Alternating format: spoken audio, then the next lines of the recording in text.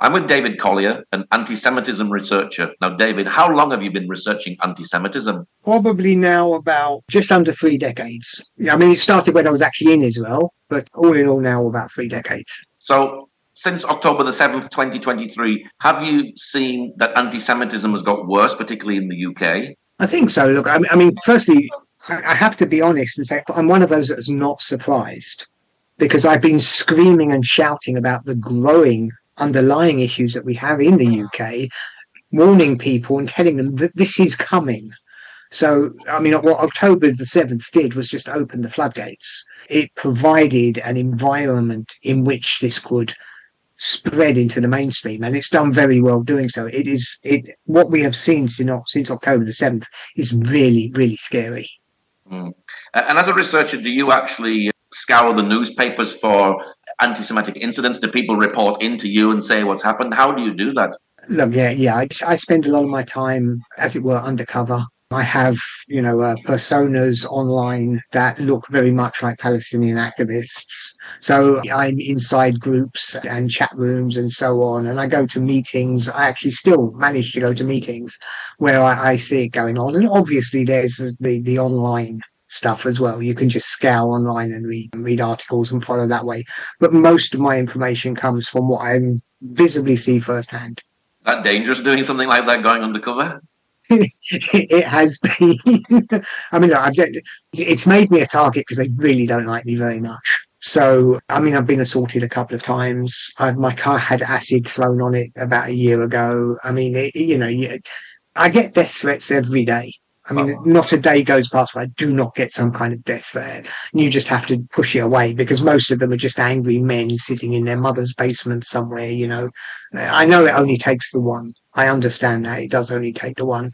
But yeah, it's unsettling. I mean, my children both go to university. They don't identify as my children. They use different surnames. And I mean, we hide the family because we'd be a target.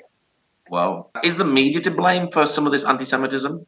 I think the media, honestly, holds the more responsibility than anybody else. My reasoning is this, that we are dealing in a post-truth world. We're living in it. The amount of fake news that spreads through the social media systems is off the charts.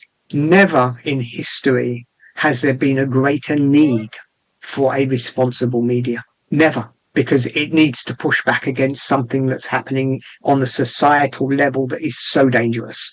People are self-radicalizing in their little social media bubbles and their echo chambers. It's self-radicalization tool. I've seen people, because I watch them online, I see them self-radicalize over a period of years. It doesn't happen over a day, but you can see this downward slide as they become more and more immersed in this toxic sewer that they've invested themselves in. So the only way we can really push back, if we're not going to become an authoritarian state, is through the media trying to push back and hold some level of decency and honesty. But what's happened is the opposite, that because the media players, they've become activists themselves. And you can even see this because all those journalists, they have social media accounts, personal social, they've become brands in and of themselves outside of the outlet they're working for. So you can see some of them pushing. I mean, there's no difference today between some of those journalists and hardcore anti-Israel activists at the very time we need proper journalism. So absolutely, I blame them. So are some of these people who have become like very pro-Gaza, what's happening in Gaza, are they just decent people that are getting sucked into a narrative? Or is this people who actually are anti-Semites? Look, firstly, I think we have to understand we're talking about a spectrum. It's wrong to turn around and block everyone together. I think everybody has their own story. I do believe that whereas a lot of people you can start off from a good place. The issue is there's a cliff there. The issue is not what's taking place in Gaza as much as it's why it's taking place. There's a context to what's going on. And if you remove that context from the events and you only start focusing on the events, then what you're doing is you're placing a microscope on Israeli actions, right? You start placing this microscope that ever more focused. That microscope is anti-Semitic. in and of itself. It's holding Israel to a standard you would not hold anybody else. And if all you're doing is focusing on that soldier pointing a gun, or that soldier manning the tank, and not asking why he's pointing a gun or why he's manning a tank, what's brought us to this, then you're effectively demonizing. You're removing the reason that they're there. And if you do that, it's a path. And once you're on that path, the end result, almost inevitably, you'll end up being anti-Semitic. How are Jews feeling at the moment in the UK at this moment? We've seen terror in Manchester, terror in London, marches on the streets every Saturday. Are Jews scared at the moment, hiding their Jewishness? They are. I mean, each to their own, again. You go down into Stamford Hill and you will see Orthodox Jews who never hide their Jewishness. This is what they do.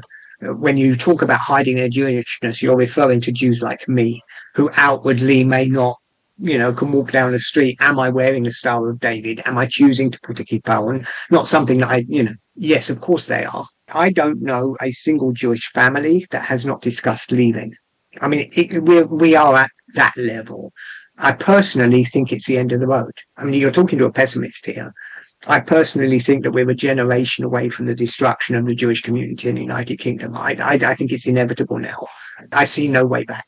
That's me. I look at, because we're not talking about what someone thinks. We're not talking about a news item. We're talking about societal change at the very core level, demographic and otherwise, that is changing the face of the United Kingdom. And whilst the UK gave my family a place and refuge for 120, 130 years, and I have to be thankful for that, I look around me and I think we are on a path now.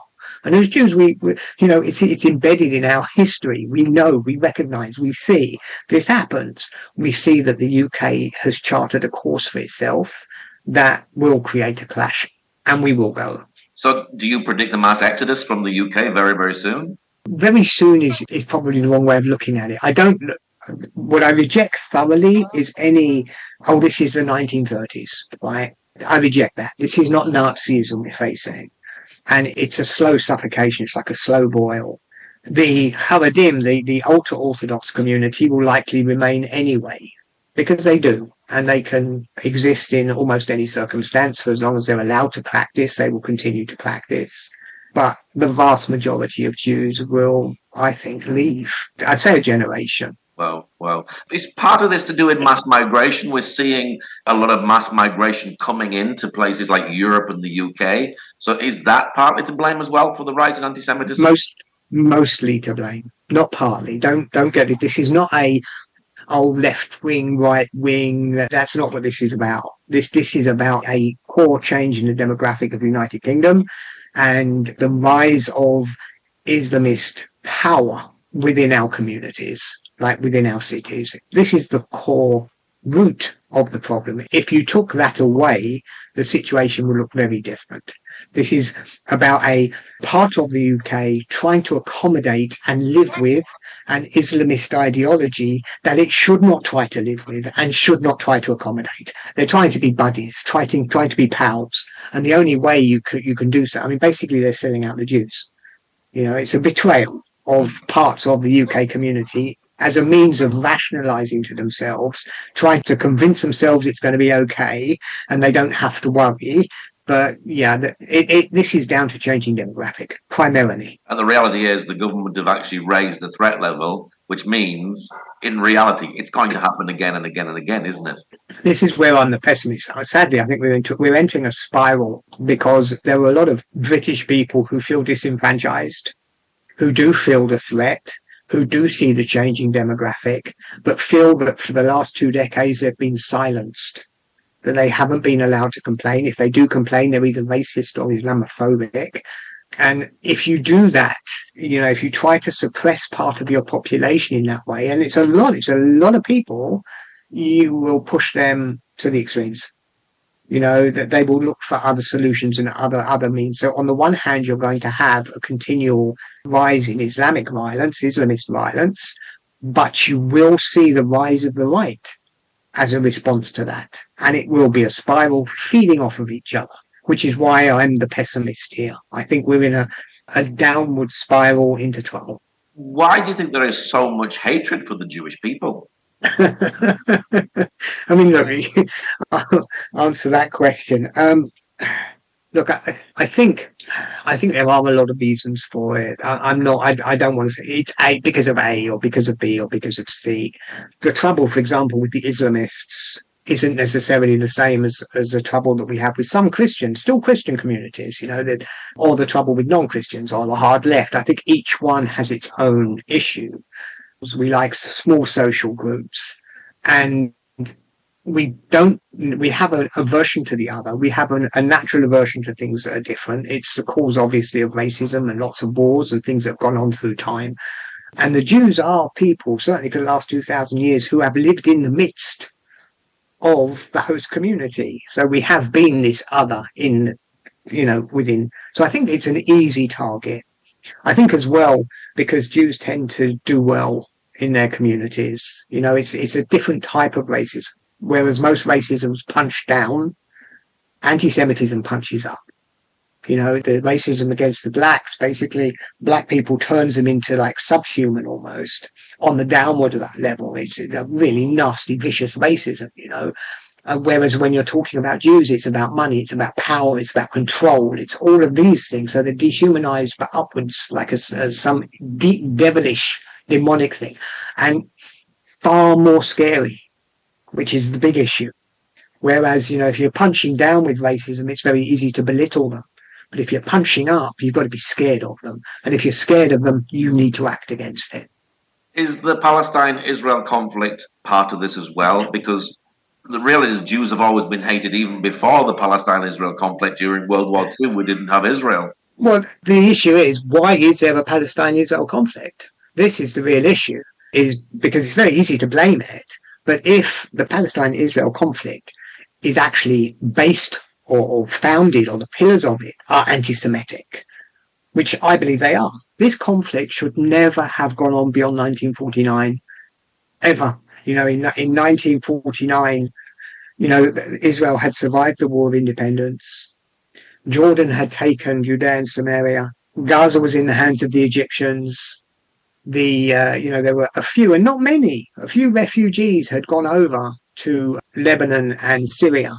But this was a time when millions and millions, and in fact tens of millions of refugees were being made around the world in conflicts that have long been forgotten or sorted. This stopped and it stagnated. This was the one that they stopped. No refugees. They have to go back. It was a conscious decision not to end the conflict. And you have to turn around and ask why. And the reason was based in Islamic faith, the loss of Islamic land. And if you're talking about faith-based conflict between Islamists or Islam and Judaism, it's inherently anti-Semitic because it's religious-based. The conflict itself is rooted in anti-Jewish thought. The Jews, in the eyes of Islam, cannot possibly be allowed to have control over even a tiny fraction, a tiny piece of land. The Jews cannot do that. They will not give not even that much to the Jews. So yes, absolutely. The conflict itself is anti-Semitic, and so just part of the bigger story. Are the Palestinian solidarity groups well prepared, and do they actually tell the truth? Well, they don't tell the truth at all. I mean, the idea they tell that the Palestinian cause is built on a lie. In fact, it's built on several lies. The whole Nakba story is a myth. This idea that a passive Palestinian population was forcibly expelled by Jewish militias going through towns and forcing them out because the Jews just wanted to grab more land and more land and more. This is the myth, the foundational myth of this conflict. They're not there to tell the truth. They're there to lie. The pillars of the conflict, the entire Palestinian cause, are lies. Everything they push, whether it's a genocide or whether it's apartheid or whatever they want to say, they're all historically false, factually inaccurate, deliberately misleading. I actually think that the Palestinians were lucky when they realized that they could feed into Western anti-Semitism. And it must have become obvious to them quite early on that it didn't matter what they said. There was no accountability on what they were saying. There was no double checks. Didn't matter what they said, because anti-Semitism in the West, it's so naturally a part that it was absorbed. And whatever they said was eaten and accepted and repeated. And it just grew and developed from there. So there is absolutely no requirement of Palestinian or pro-Palestinian thought to tell the truth at all, and never has been. Has anything changed over the years? Have we actually learned anything from Nazi Germany? Actually, I think almost everything we've learned from Nazi Germany is wrong. Seriously, I think, firstly, the Holocaust education, if we talk about Holocaust education first, the Holocaust is taught as an event in time, and it's encapsulated around Nazi Germany and the events, certainly from 1933 to 1945, but more explicitly of the Second World War years, after the final solution had been decided upon, 1942 to 1945. That's the Holocaust. But if you don't teach the Holocaust as part of the line of anti-Semitism, where did it come from? Why the Jews? Why this? If you don't tie it into Christian anti-Semitism going back, or European anti-Semitism, if you don't draw that line, if you don't explain, actually, after the Holocaust finished, the Jewish Polish people who went back to Poland were murdered in a pogrom. That was after the Holocaust, so unless you draw that line, you're not explaining it properly. So that's something that has been completely misrepresented, that teaches people the wrong thing. It's as if, okay, the Nazis were fought, they were beaten, and therefore that's the end of the problem. The other thing is, because it rendered the West almost impotent. We have this aversion now. I mean, everybody who says something that may indicate nationalist or national pride is a Nazi. But Nazism isn't about national. Wave your flags with pride. You have a country, you have a history, you have a culture. Be proud of it. There's nothing wrong with that. But to have that feeling associated with Nazism, it's the greatest victory of the left wing ever. Really, great victory that the left have managed to paint every single patriot a Nazi, which is insane. So you asked me if I think we've learned all the wrong lessons, and we've become incapable in the West of fighting a war. I think this is also part of it, and at the end of the day, if the West does not learn how to fight, again, it will be swallowed by what's coming. Are you concerned for the future? We have all this rise of immigration coming in. We have students and cultural Marxism taking place. And these are our future. Are you concerned, even more concerned for the future today because of all these things that are happening, particularly in the UK? I am. I think the biggest loss, and this is from a Jewish journalist speaking to a Christian one, I think the biggest loss over the last 50 or 60 years has been faith. I think humanity needs it. Forget about I'm not even talking about which God now, who you want to pray to, but that belief that there is some kind of greater order here, that need to have rules and laws that you have to abide by, is such an inherent and necessary part of our civilization. And if you take that away, it's not just our civilization, it's also our psyche. As human beings, we need that. So if you take it away, if you turn around to our children, as the state has done, and remove Christianity, you're leaving a void, you're leaving a vacuum that will be filled by other ideologies. Our children's heads will be filled with ideologies. We have to choose which ideologies we want those to be. And this loss of faith, which has taken place over the last 40 or 50 years, is really scary, because it has allowed, as you mentioned, cultural Marxism, for example, it's not the only one, but certain ideologies fill that vacuum and that void, and they're really dangerous. Yeah. People want to stand up for something, so that if they don't have truth, they'll stand up for anything.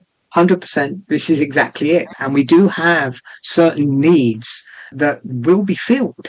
And we have to understand that. We can't pretend we're some kind of superior being ourselves. That we live and we breathe and we have needs, and they have to be taken care of. And some of these are about belief, ideology, rules, regulations, a system that works and people feel comfortable within.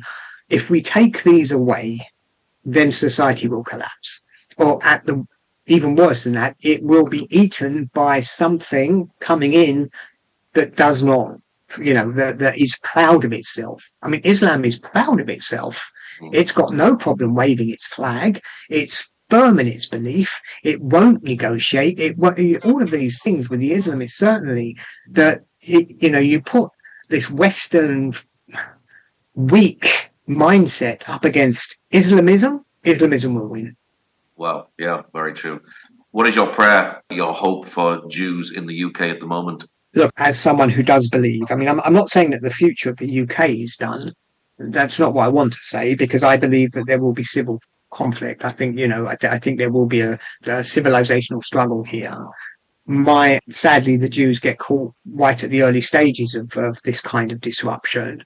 So my hope for the Jews is that the transition is as bloodless as possible between here and wherever it is they're going to end up, because I am absolutely certain the future here is done.